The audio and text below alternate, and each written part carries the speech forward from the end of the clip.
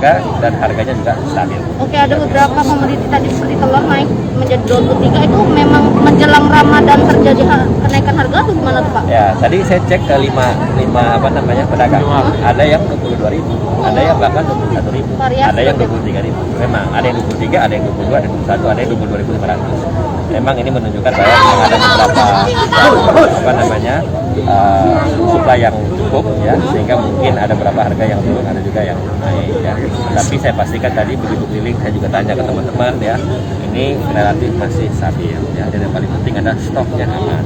Ya, mudah-mudahan kita berharap kita semua di sini menjelang bulan puasa menyambut nanti Lebaran ya, insya Allah ini semua harganya bisa terkendali dengan baik. Dan kami dari Kementerian Perdagangan, dari Kadis Provinsi, dari Kadis Kota dan seterusnya, Bulog dan kawan-kawan, ini kita rutin, saya yakin.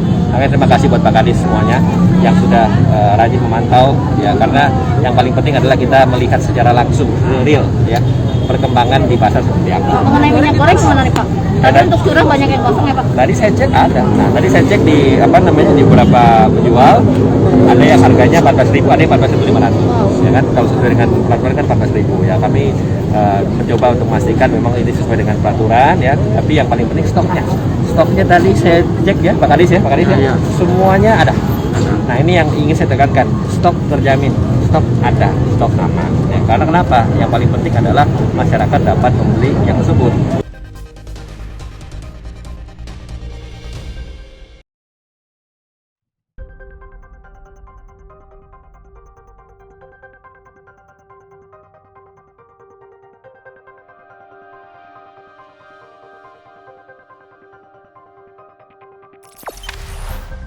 Jangan lupa subscribe, share, komen, dan like ya.